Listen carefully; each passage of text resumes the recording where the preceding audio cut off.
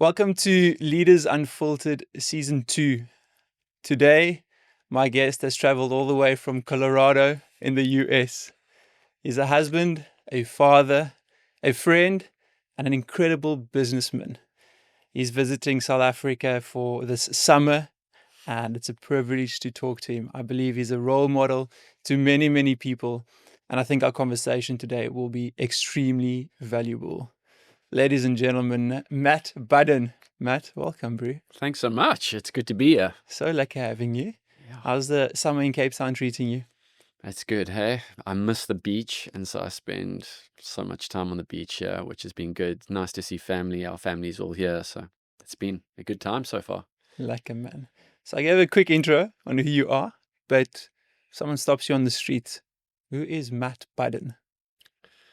Sure, that's a good question. I mean, I suppose I can go to all the sort of things that shape my identity as Matt Budden, but at the core essence, I would say who I am is someone who wants to inspire and energize people to reach their potential. And a big part of who I want to be is to create magical human moments for people. So that's how I would decipher myself outside of my roles of father, husband, friend, partner, business partner. I am a huge enthusiast for outdoors. I love my cycling. I love eating a lot of chocolate croissants and coffee. So if you could see under the camera, you would see that I enjoy that. I'm fully embracing the dad bod at the moment. And yeah, I think, I always look to bring a positive vibe around people and understanding people. Relationships are really, really important to me. And so it's just a strong part of who I am.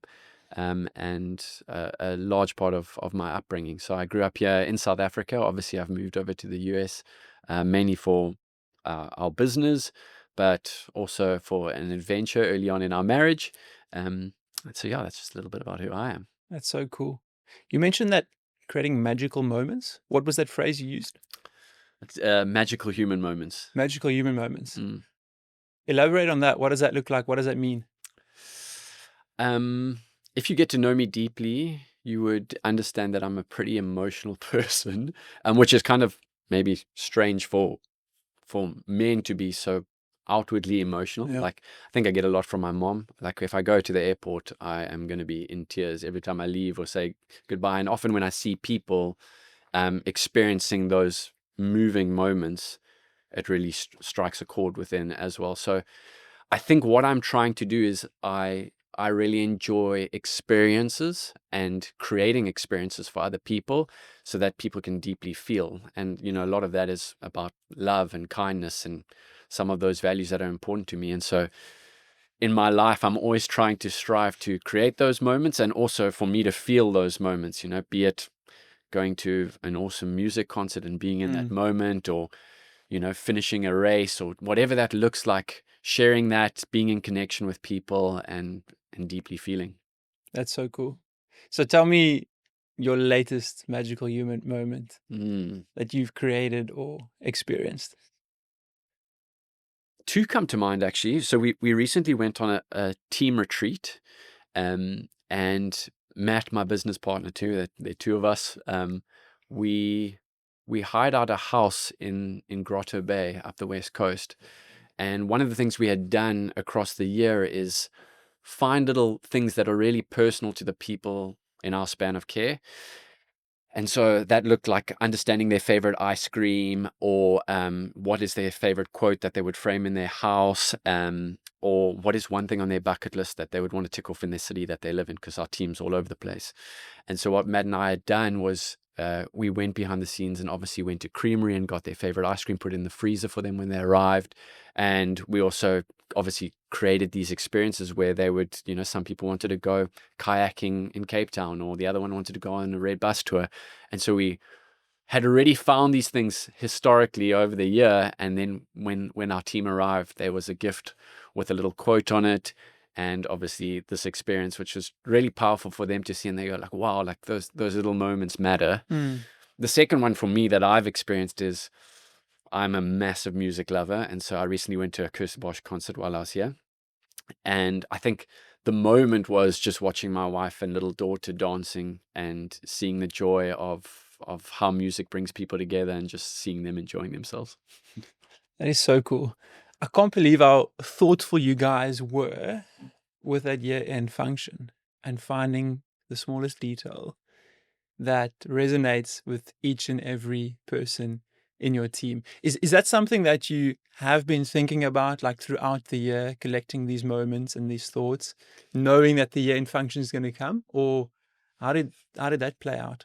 I think, if we think about Worth, which is our business, Matt and I read a book called Unreasonable Hospitality, which is a highly recommended book for anyone who is building a business and trying to build a culture. And it's about a restaurateur in New York, looking at sort of the excellence of the food that they provide, but maybe not more importantly, but as importantly, focusing on the experience of the patrons that come and visit. And I think, that has really shaped the culture that we've tried to build with our clients and the way that we work with our clients. We, once again, want them to feel something. And so it may not, I can't take credit that we thought about it at the beginning of the year, but halfway through the year, Matt and I met after one of our connects and we're like, there's just so much gold in these little moments. We always have a check-in on a Monday and we're asking pretty deep questions. I think Matt and I are both known for asking questions that make you feel a little bit uncomfortable on our team. When anyone joins our team, they're like, oh, this is quite intense. And I've actually been called out before for being a little bit too deep. And I think it's just a great way people start to get comfortable or open to sharing. And so we were able to pick up these small ideas. And from then on, we were pretty intentional on finding little ways. And I think there's a fine balance, of how do you build something that is intentional, but also not something that is, that sets a standard or a precedent in the way that you do it. It really needs to be meaningful. And it mustn't just be a sort of a tick box exercise. So I think we're still trying to find the balance of what that looks like. I've got so many things I actually want to touch on because we're speaking about your business and Matt, your business partner. We're talking about being intentional. And that's a question I actually want to pose to you is like, how are you intentional but not intense? Because it's difficult to separate the two. Because I don't think people like intensity, like intense people, but intentionality is beautiful. So think about that for a bit. But before we dive into all of those questions, give me a quick background and anyone listening on who you are, as you've mentioned, but life up to now, like your parents and where you were raised, how you were raised, schooling, varsity work, etc. Just so we got some context and background. Absolutely. I grew up in Cape Town. In the suburbs of Cape Town. I come from a pretty traditional family in the sense that I was very fortunate to have my grandparents around, and 3 of my 4 grandparents are still alive today, which has been a really powerful experience for me. Obviously, my mom and dad went to Rondebosch and Rustenburg. My sister, I have one sister as well. We both went to Rondebosch and Rustenburg. My grandfather went to Rondebosch. And so there's a little bit of a lineage here going on. I think, from a young age, I really wanted to get involved in as much as possible and excel as much as possible. I think about my relationships with my parents. I'm probably very similar to my mom in many aspects. My dad is probably a little bit more like my sister, and when I think about my sister and my dad, the words that come to mind are sort of like serene and calm and great listeners and thoughtful. My mom and I may be a little bit more feisty, enthusiastic. And I think growing up, understanding I've been doing quite a lot of work on my own sort of adventure of life recently. I think from a young age, I always wanted to be in connection with people, and specifically my mom. She was obviously my primary caregiver. She stayed at home. She gave of her time, is super generous.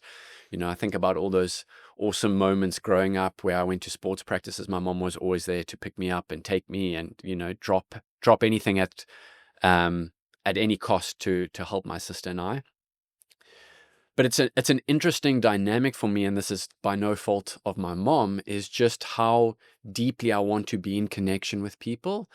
Um, so much so that I felt that I always needed to achieve in order to be that. And so as I've got older, I've had to really think about what that looks like and why am I doing things. But ultimately, what that transpired into is being very involved in school life.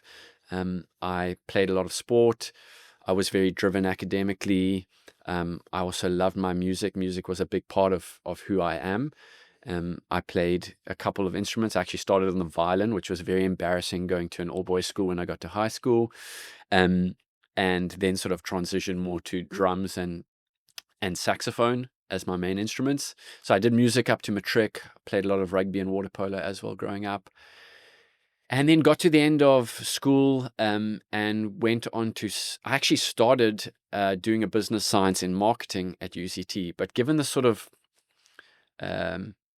desire to achieve and be the best and seeing all my friends become accountants, I moved over to focus on accounting and finance as my major at university. I think about that moment, and I think I've always had a limiting belief that being a creative, you could be successful being a creative, whatever that looks like. Is that financially or the life or the flexibility that I suppose my belief system sort of instilled in me? And it's still something I grapple with today because I believe I'm a very creative person, and that's what brings me a lot of joy. Yeah. So, moving into that space of accounting was very much focused to be building relationships again and connection. I never really wanted to be an accountant. I wanted to be in the rooms with business leaders and be able to have good conversations and help them connect with things that are bigger than themselves, and the finances of business. And so, there's some pivotal moments in my life. I was in a band that actually did quite well in Cape Town or in South Africa during the time. I joined with 3 of my best friends at the time, and we got to play. This was during my final year of university, and it was such a great outlet for me in a very stressful academic sort of year. And we just did so many cool things, writing music together, going and playing with some big artists. We got to play at Kirstenbosch Gardens, which was amazing. And those moments are really, really powerful for me. I think the biggest takeaway was, okay, firstly, I fell in love with my wife during that time. And so the thought of this rock star life and the uncertainty of what that may look like probably scared me quite a lot. At the same time, I also experienced like playing shows in a band.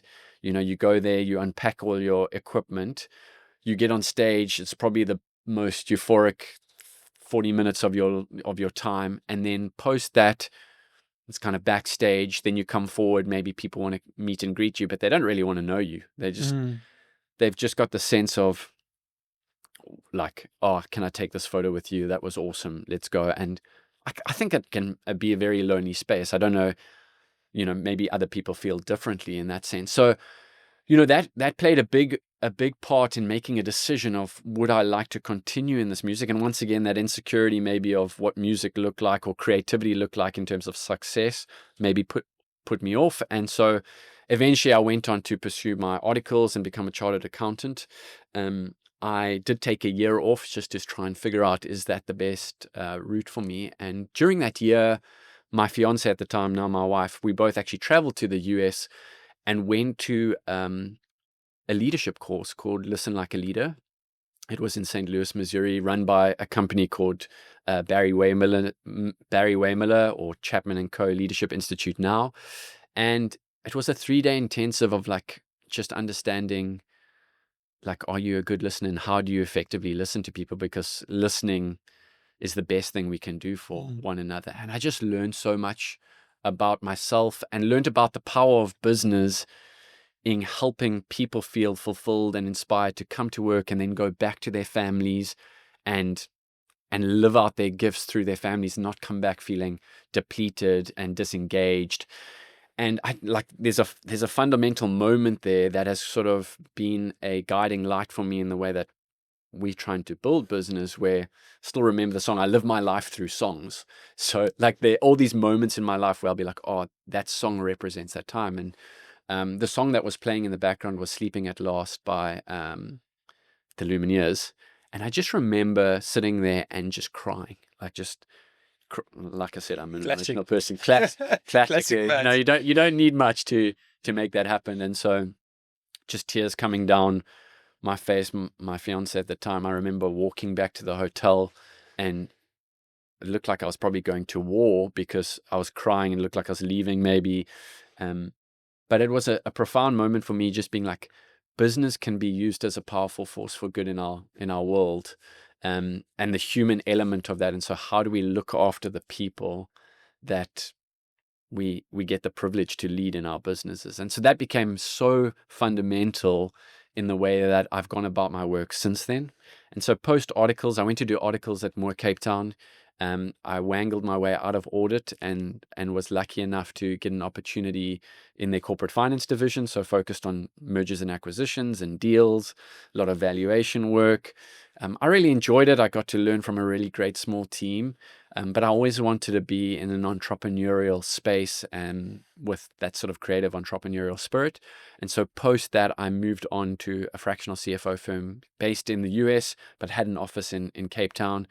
And sort of through those relationships, got the opportunity to go on adventure to the US and was moved to sort of leadership in that business. We spent about 2 years in that business before 3 years on. Matt, one of the best men that I know, a really great friend and confident in my life, is my business partner, and we started Worth, and doing very similar work in the sense that we focused on providing financial clarity to business owners, and using that financial clarity to make great decisions and help them flourish, whatever that may look like. Stunning. I feel inspired, and I can second what you mentioned about Matt as well. I think doing business with someone you love Mm. and someone you really back is such a privilege. Sure. It's such a privilege. I know you've had the opposite side of the spectrum as well, I guess. So even more so for you. Yeah. Something I'm really curious about, and I think we might have a few conversations around business and culture, because I know it's something both of us are really passionate about. But you're running a remote team with most of your team based in South Africa, but your clients in the US. How do you maintain such a strong culture with a remote team? And I think this is something that many of us are still grappling with. We also have a remote team, and we're still grappling with this. But post-COVID, many companies are in the situation where a majority of their team is working from home. It seems like intentionality is a big thing for you guys, with the example that you gave of the year-end function. But just in general, how do you maintain a strong culture in a remote working team? It's a great question, and it's one that we are also constantly grappling with. I think if I was based here in South Africa, we would definitely have an office. Matt and I love working together. And I think it sometimes feels lonely for me in the US, just with most of the team being at least on the African continent. We have a few people here in Cape Town.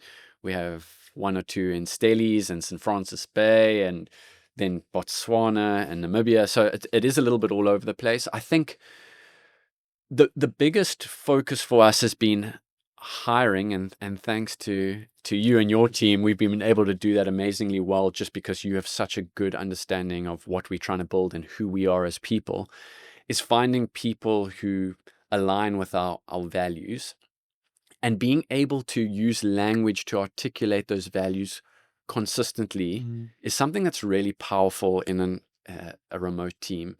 So, we've put a lot of emphasis on, and I don't think we're there yet, we're still growing. We've got new team members, on the language we use and the things that are important to us. So we obviously are very focused on the values part of things, and specifically then from values, like what behaviors are we trying to instill based on those values, and so that people feel a sense of belonging. Those are big things that we are trying to articulate and focus on. I think intentionally, we're always trying to find moments outside of the work environment to connect with people. And that's been really powerful. We have an hour and a half call on a Monday morning for me, a Monday afternoon for the team, where we literally hardly touch work and we just chat.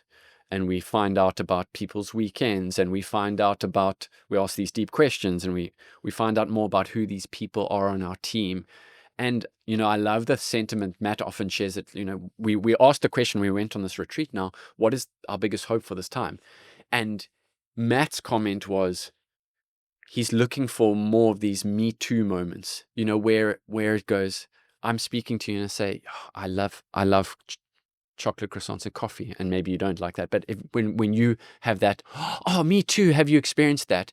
And so we're trying to build these moments of Me Too, and people feeling a sense of belonging, and also creating spaces, or the environment is what's really important. Like it's even harder to motivate. Like, you can't motivate someone else. You can only create environments for people to motivate themselves. And so how are we creating this high standard of work and excellence, but also creating space of belonging and care when we're not next to one another? And so there are always these little moments, and being very intentional of creating these set times in our day where we are being together, meeting together, and speaking about things other than work. You mentioned your values, and they seem very, very important, especially in this remote working environment. What are those values that you guys try and adhere to? So, I mean, it's always going to be focused. When Matt and I started this business, it's really the law of the lid of like what's really important to Matt and I. And so the 4 key values that have come out, and we've recently done another culture values assessment, which is such a great tool for us to just understand where we stand in terms of those values, and are there any other emerging values that our team find important and are not experiencing every day. And so the 4 key values for us are human connection being a really important one. That's not only with our clients and with our team, that's also, we're trying to be very counterintuitive in the way that we build a financial firm, one that's archaic, very black and white. We're trying to bring some sense of color and sort of, I don't want to say balance, but integration of life. And so human connection doesn't just mean for us and our clients and our team, but it also means for our team and their family and their communities. So those are that's the first one. The second one being teamwork. It's a big one for us in a remote environment. The key to teamwork is trust and, I suppose, care. I always think of the analogy of rugby, just because that's the sport I played. And, when someone misses a tackle, like how willing are you to go and, you've just made a tackle, now run and go and make a tackle for your teammate. And I think that's just been a really beautiful sentiment that we've seen with our team, where people step in, have patience, have kindness, even in a remote environment. So that would be the second one. The next big one is excellence. And I think Matt is just an incredible example of excellence. And it's filtered through the behaviors of how we run our firm. Like, we're not looking to go very wide in terms of scalability. We're looking to go really deep with our clients. And being able to not chase that significant scalability or growth gives us this opportunity to slow down and make sure we do everything to the best of our abilities. And then the last one, which is really probably more of an essence of mine, is creativity. And that's weird for a financial accounting firm. I think we are attracting, like I said, you're going to attract people with similar values and character, and Arvo is just so good at finding those people for us. But a lot of our team are also yearning for some sort of creativity.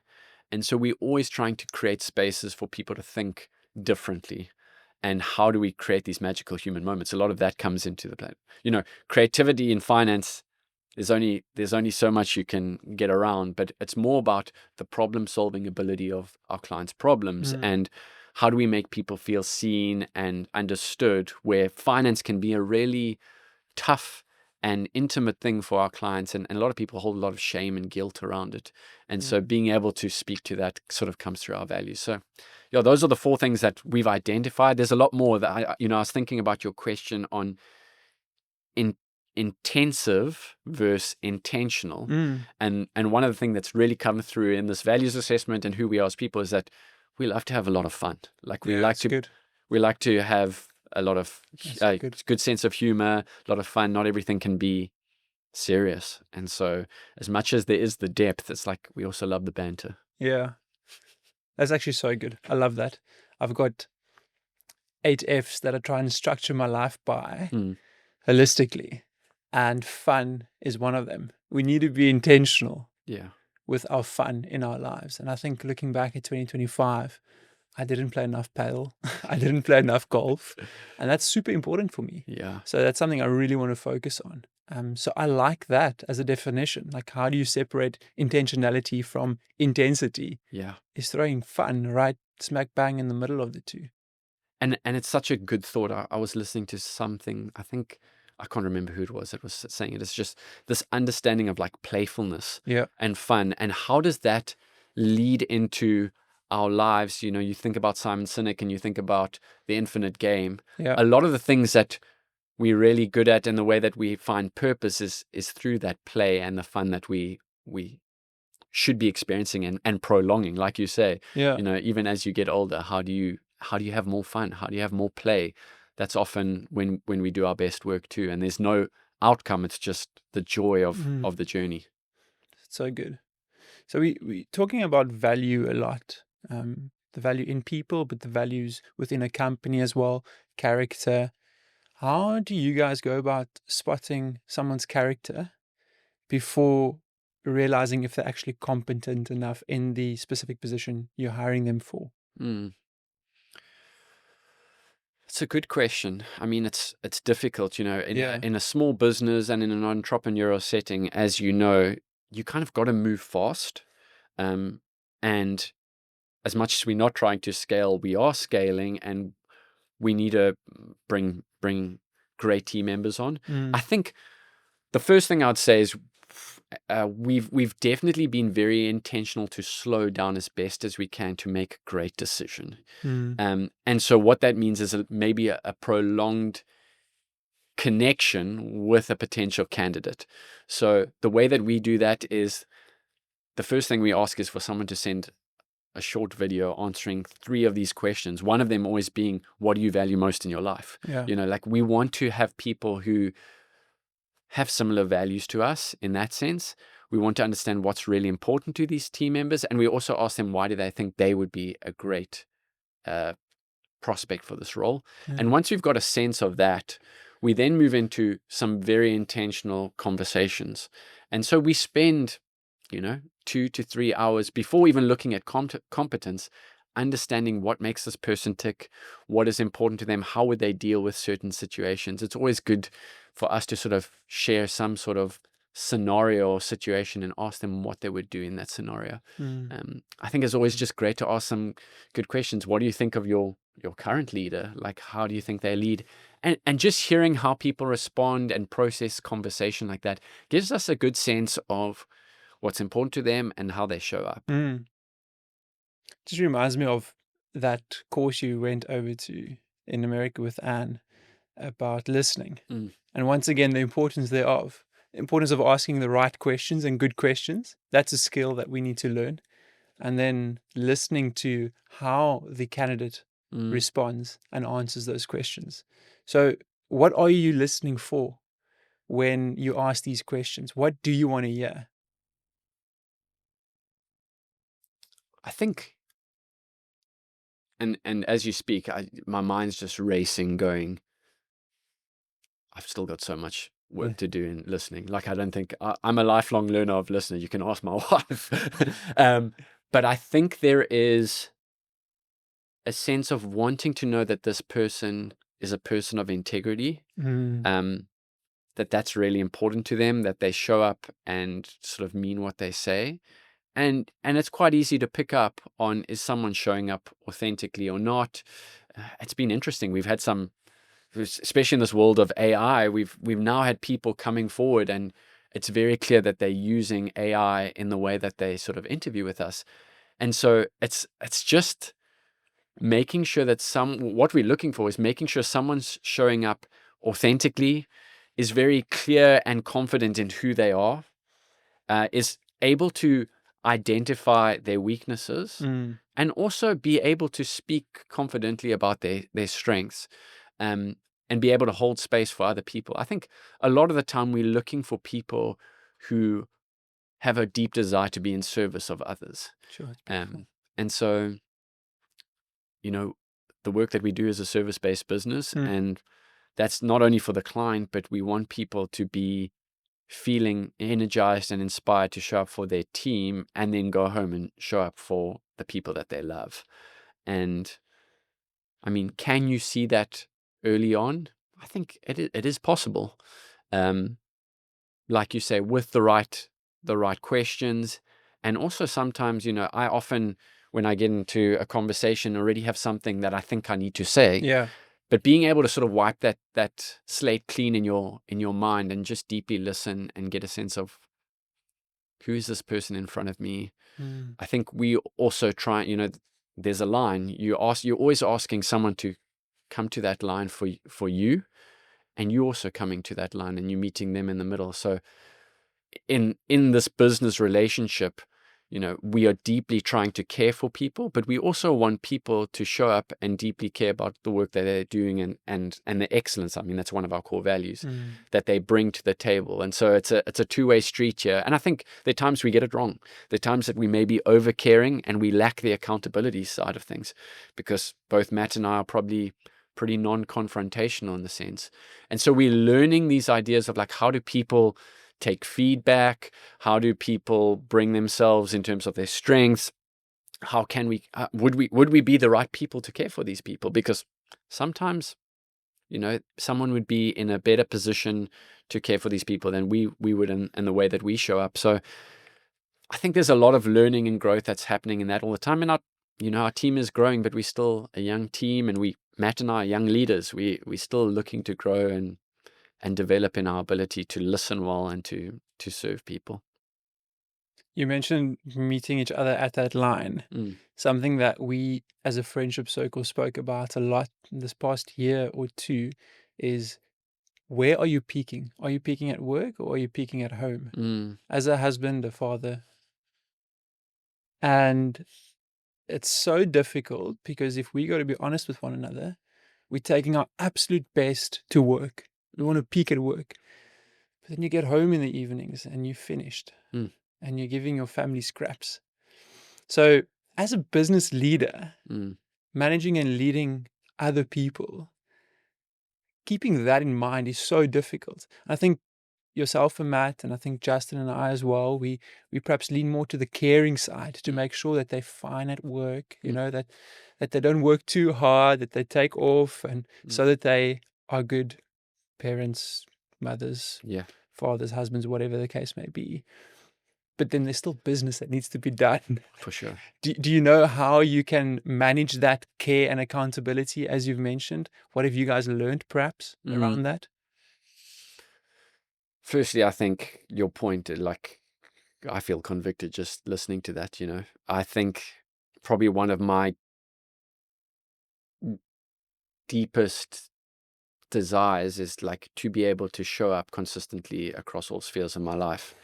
And I think, you always firstly think about, I think about my family being my wife and my child.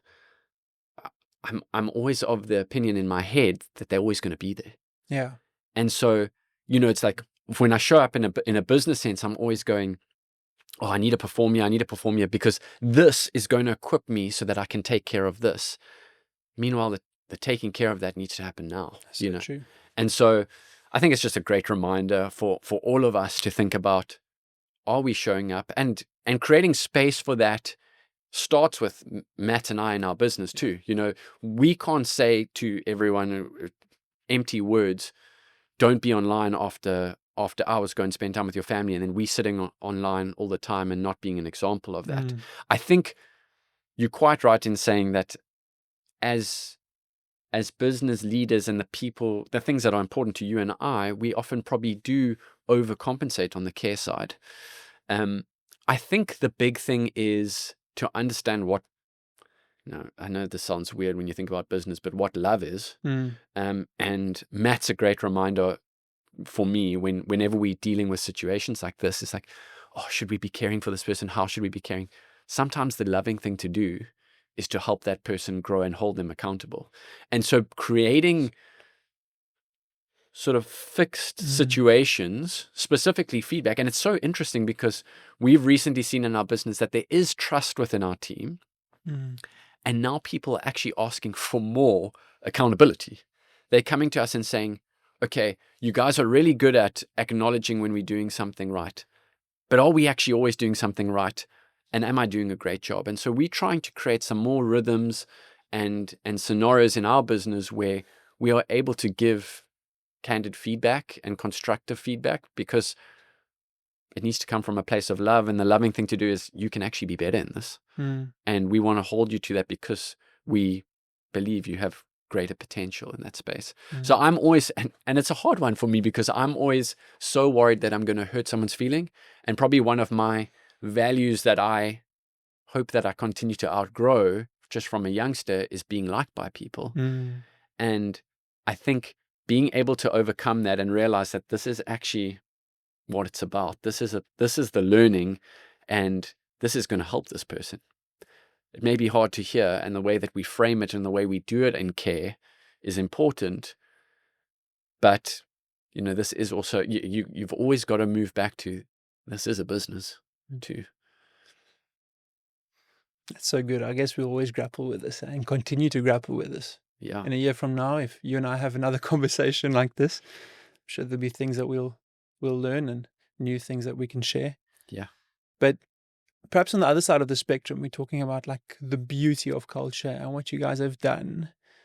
Is there something that you've noticed that quietly kills culture without actually noticing it? Sure, that's a good question.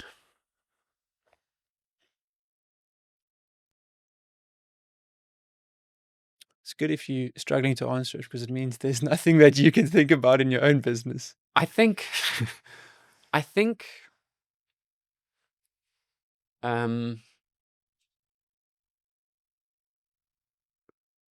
what becomes really important in a remote team is communication and clarity. And to be honest with you, I've messed up on that today already. Just communicating, and thank goodness I've got people on my team that are gracious.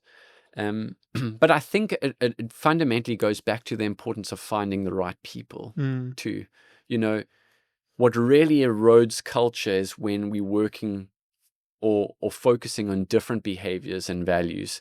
And so I think about the other aspect being, do people feel like they belong? And once again, not going to the extreme of we need to be at everyone's beck and call, but the space is creating opportunity for people to grow in themselves too. And so I think when there's a misalignment of those values and behaviors and the wrong people on the bus, what happens is that culture is being pulled in so many different ways. When we think about culture is just, this is the way we do things around here.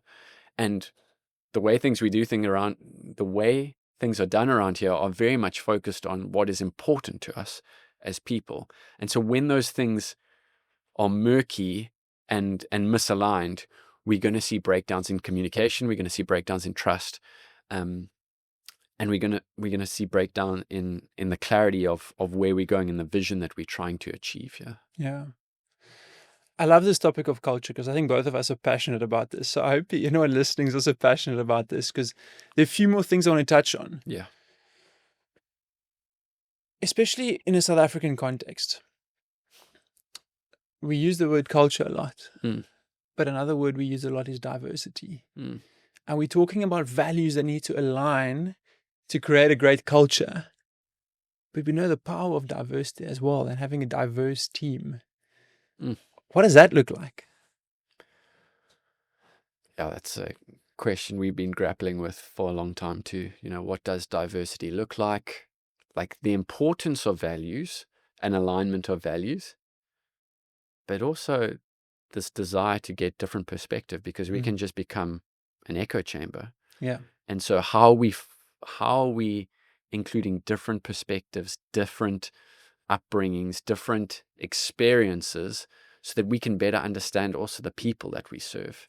I think that's the real important in the learning that we're trying to grapple with. And it's hard, because I would say growing up in South Africa and having a fully South African team is very different to some of the perspectives of our American clients. And so there's this this navigating that it feels that we have to do as leaders in terms of sharing a different culture and also understanding the things that, yes, we are a melting pot of cultures and diversity here in South Africa, and being able to plug the gap of perspectives between South Africa and the experience of people in the US is sometimes a really difficult thing to do. It's just like so foreign to what we've experienced and some of the unconscious elements that we've had to go through as a country.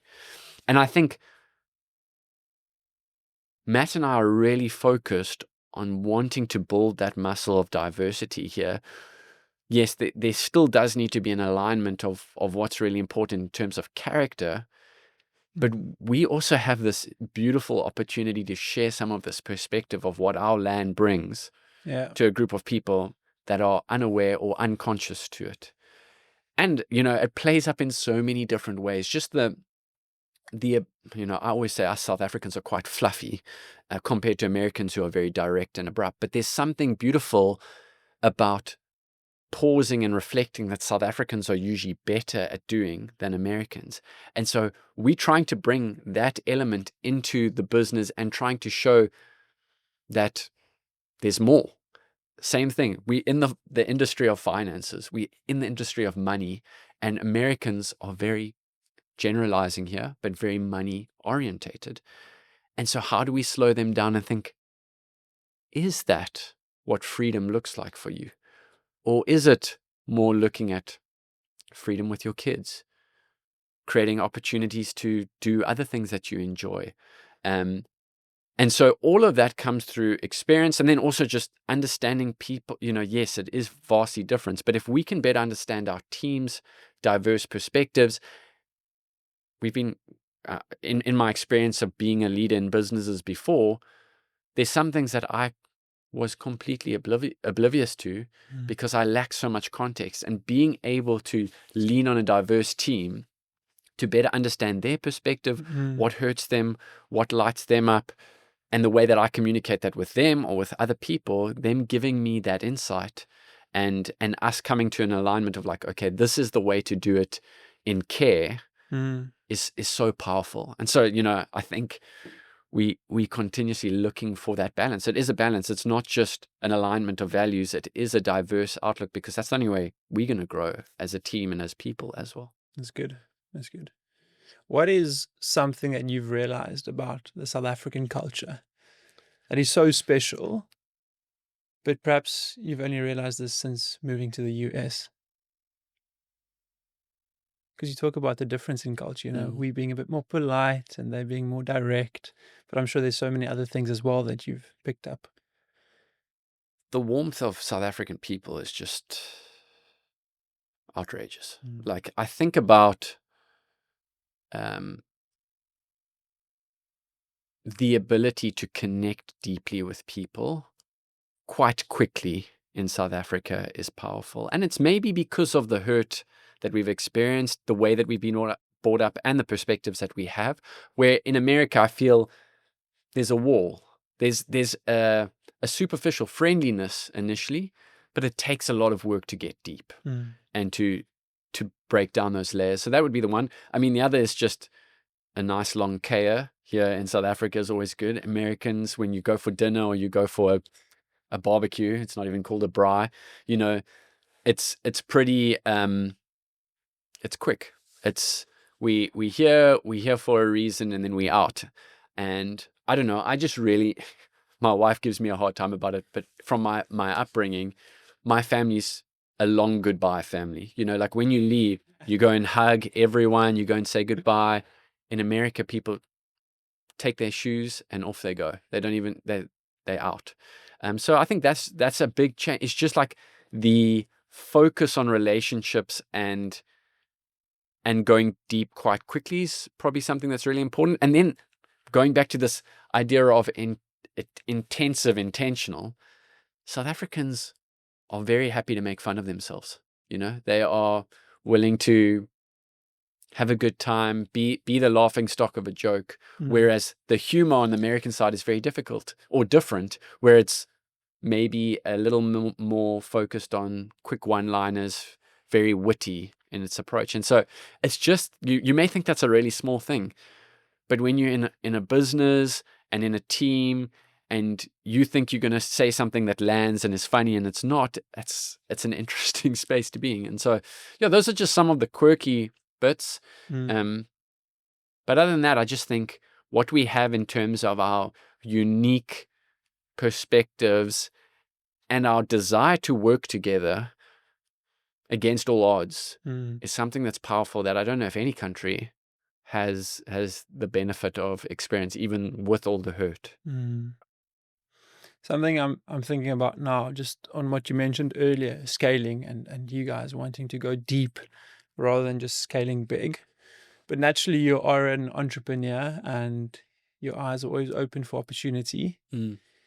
When you see an opportunity and you know this can make money, this could be successful, when do you decide not to scale that opportunity? It's a question I've been thinking about a lot, because I'm sure many entrepreneurs can relate with this. There's a lot of opportunity out there, but you need to decide what you're going to focus on. What don't you scale and what do you scale? How do you go about making that decision?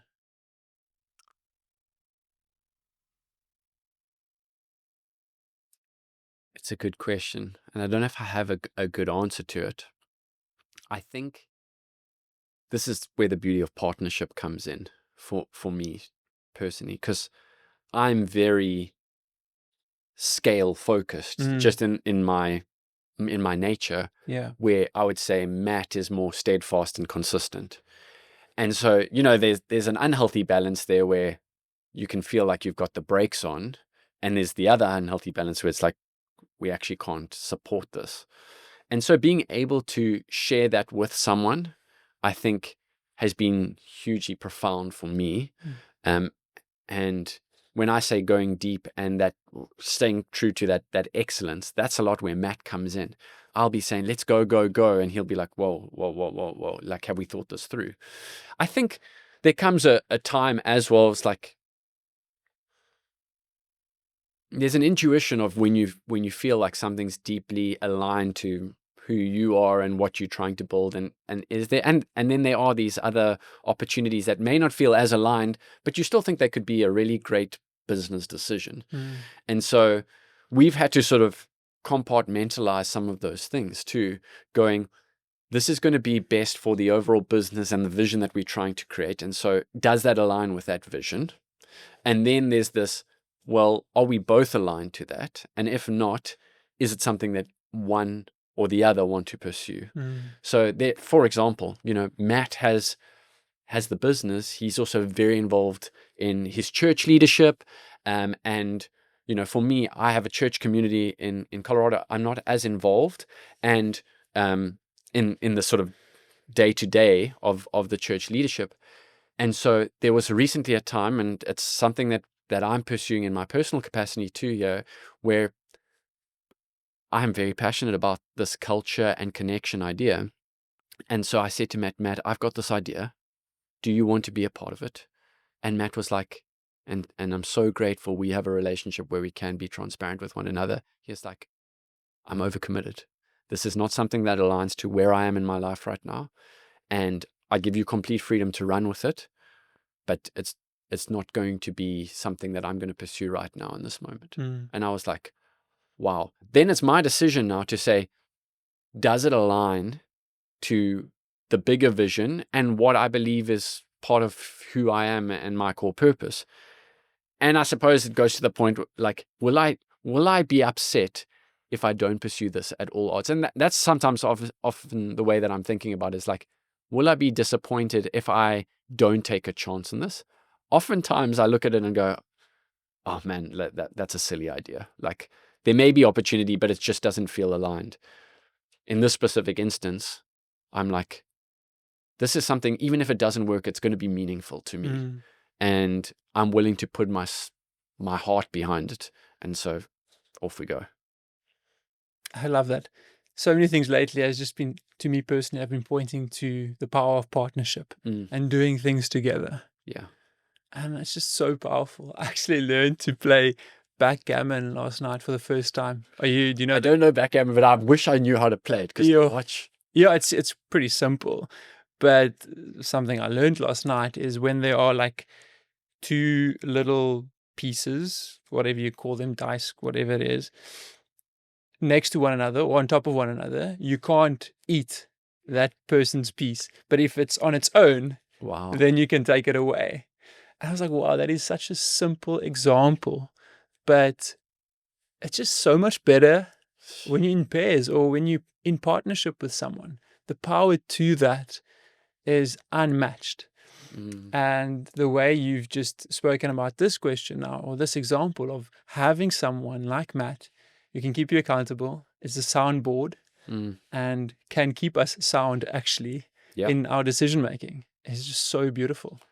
And there's so many moments when I'm experiencing limiting beliefs in myself, or like how do I grapple with this, where Matt just stands firm and goes, "This is it, Matt. This is it." And I'm going, I'm scared, but this is it. And so I think that's, like you say, there's this power in partnerships. And obviously, you know, we're always trying to encourage some of our founders, like, find a partner. Like, it is so much more powerful. There is, you know, I think you and I are both blessed where we have partners who we deeply trust, we deeply admire, we want to be around, we feel inspired by them. That's not always the case. So the time taken to find the right person is really, really important. Yeah. But we always say that, you know, in partnership, the struggles are halved and the joys are doubled. And that's how we sort of are living our lives through our business of going, it's a great journey to do this together. It's also so fun. It's Yeah. more fun doing it with someone. Yeah. I spoke to someone a few weeks back who's really, really close to me. And I told them there's nothing in life better, perhaps better, better than sharing something with someone you love. And partnership in business is the same. You're sharing the successes with someone, hopefully that you love, and back. You're sharing the failures also, which makes it so much easier. Yeah. So, yeah, I like that. And I love that. I mean, that's the essence of this magical human moments conversation. It's like sharing it with someone you love. Like, that's when we deeply feel, right? So, yeah, it's a great thought. I love the backgammon analogy. Yeah, I'm just getting my wording right. I don't know what you call those pieces. Little coins, essentially. Yeah, what are they? They're little Like checkers. The game like checkers. like, Yeah. Anyway, I won. That's all that counts.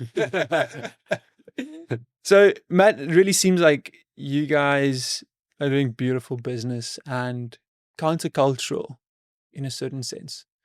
You mentioned color to accounting, color to finance, which is countercultural, a remote team based in South Africa. What's one countercultural thing that people might frown upon that you find to be super, super valuable? And like valuable in a business sense, in a traditional business sense, like this thing that we're doing that's countercultural really just makes sense.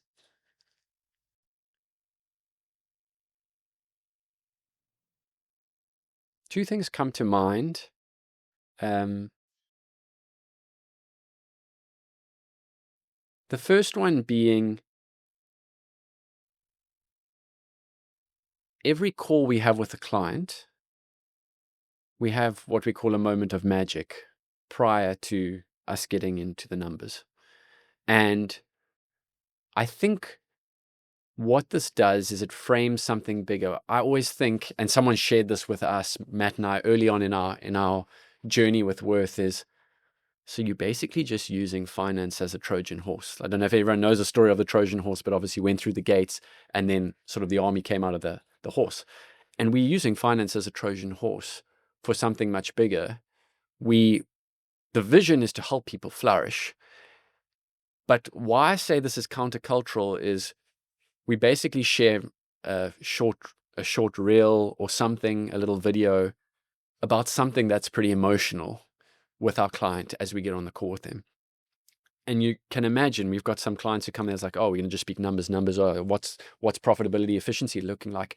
And here it is, someone making a speech at the end of some college graduation saying, no one at the end of their life was worried about the accolades. All they wanted was the people that they deeply cared for around their bed as they passed on. And so we creating these small little moments of going like, yes, business is amazing and it's a great vessel for having impact with people, but let's just don't get sidetracked from that, the impact that you can have through your business. And so I think that's countercultural in a sense of like, everyone thinks that finance is straight down the line, and we're trying to bring this slightly more human approach to it. I think the other thing that we try and do is create these sort of moments where, for example, in our onboarding process with our clients, we basically do a discovery call, and everyone once again thinks it's all about finance, but we go into purpose. We go into what are their goals. We ask them questions about what has been their favorite memory as a business owner, or who would three people be that they would want to have dinner with. And we're creating all these narratives, and people must walk away from that being like, what are these guys doing?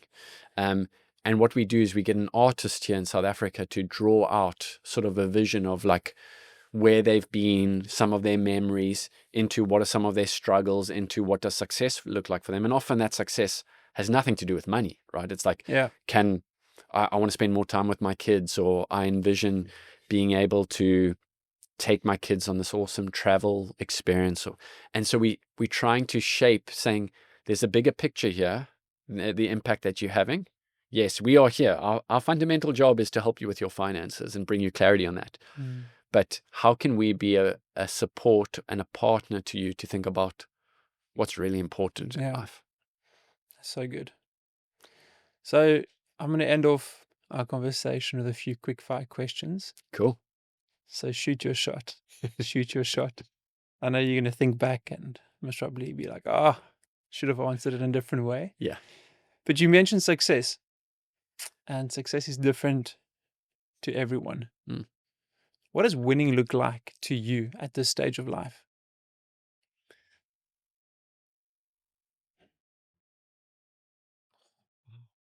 Winning. At this stage of life,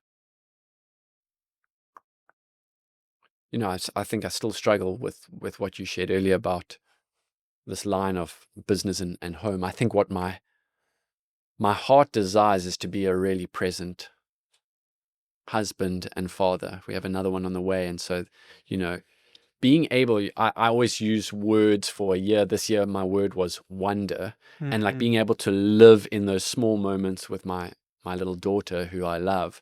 I think winning looks like being able to fulfill my purpose through business and leadership, and like I said, trying to energize and inspire people, create more magical human moments, as well as being able to show up in the same way for my family, is something that would define winning. Am I there yet? No, I think it's always going to be a journey, but that definitely feels like winning to me, being able to show up consistently on both sides of the spectrum.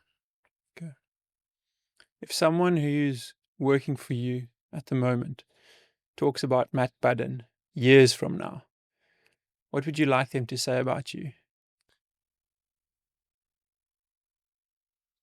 I think that I inspired them to be better. And it's an interesting one. Like at this company retreat, it was the first time, and it actually took me a little bit by surprise because of maybe my people-pleasing natures in the past. One of our team members said, "I love the way Matt challenges me." And I was like, do I do that? Like, that's how it felt. And I was like, yes, like maybe that is what I want to hear, is Matt challenged me to be better. And he helped me live out my gifts and talents so that I showed up in a way that was impacting the people around that person. What's one book that you can recommend for me? You've recommended Unreasonable Hospitality like 2 years ago, and I absolutely loved that. So I can't wait for this answer. High expectations. It is high expectations. I can't remember the author. The one is Belonging. And I've been thinking about this idea. I'm in my own mind creating this little framework called the FEEL framework. And it's like, find what matters, emotional resonance, encode belonging, and leave a legacy. And these are all things that I believe that in a culture we should be creating. Find what matters is looking at values. Emotional resonance, like I want people to feel like, man, I want to be a part of this. Like I want to be a part of this vision. I want to, this is an inspiring environment. And then encoding belonging is like, I actually feel like I can show up here as myself. And leaving a legacy is, we very much know that people probably will move on and sort of hopefully they go and live out their gifts and talents in a more profound way. But going back to the belonging, there's this book called Belonging, which speaks about some of the sort of the Maori aspects of what belonging looks like, which I really enjoyed. I think another great book that's been part of this Listen Like a Leader journey is called Everybody Matters by Bob Chapman. He's the CEO of this business called Barry Wehmiller, and he had an epiphany when going to a wedding the one time where he watched the father walk the bride down the aisle, and his epiphany is that every person who's in our span of care as leaders is someone's precious child. And so how do we show up in a way, like if you think about, you can only imagine when you have your own child, how much you deeply care for that person, and you now are entrusting that responsibility to their husband or wife, and I think that's a powerful analogy, not to say that this is someone's, like you have to take that responsibility, but it is someone's special person, and how you show up in care and ensure that that person is well looked after is important. So I would definitely put Everybody Matters on the list. I'm a big fan of Shoe Dog by Phil Knight, if you haven't read that. And then obviously Simon Sinek is a big, I would like to say optimist. And I just love reading some of his thoughts and his processes. The Infinite Game is a great book too. It's quite a lot there, sorry. Got my December reads planned. What's one habit that has changed your life? I sometimes fall short, but it would probably be getting into a good routine of exercise. I think creating that space and often doing it with people I love has really been something that's been powerful in my life. It's very much a big acknowledgement to my wife because she probably instilled that in me. The other one is actually going to counseling and having a space to share about and have an open sort of space to share about some of the things that I'm working through and my upbringing and better understanding myself. People always think that that's a little bit taboo or like, oh, they must have issues. And I think it's just been freeing for me to go there and go like, I just want to know more. I want to learn more about how can I be better and why am I the way I am? So it's been a freeing habit. So good. I can second that. Going to counseling helps a lot. Yeah. If you had a gigantic billboard that you could walk around with wherever you go with one message on it for people to read, what would that message say and why?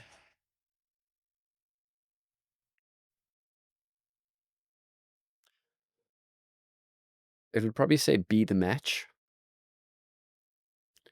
So growing up, I spoke about my grandparents still being around. My grandfather called me matches. And a lot of this new sort of opportunity that I'm starting to pursue is called matches. It's sort of who I am. And I love my grandfather. He's a larger than life kind of man and just saw a lot of potential in storytelling and connecting with people. And I think about the match, and it's like such a small, insignificant thing, right? And it often represents us as an individual, and its ability to ignite something in someone else is really powerful. And it's with this idea of potential and sharing it. At the same time, it's a huge privilege to be able to be a match to someone and help them come into their own. It's also a huge responsibility. And so I often use it as a metaphor for leadership, because you can also understand that a match, when used incorrectly, can be hugely devastating. And so there's this balance of privilege and responsibility. And I think there's just this idea of igniting something in someone else that I would love to carry around, being like, are you the match? Like, are you lighting something in someone else for no gain or reward for yourself, but other than to see that that person is flourishing. Matt, thank you for being the match, and thank you for challenging so beautifully, for being intentional but not intense, because you are a lot of fun. And yeah, thank you for being a great friend and a great client as well. You guys are the absolute best. Can't wait to build with you guys even more. Yeah. And thank you for your time. I really appreciate it. Thanks so much for having me. You have such a gift of connecting with people, and yeah, we're just so grateful for the work that you're doing for so many people, and for us, Matt and I are just so grateful for your and Justin's partnership too. Thanks, brother.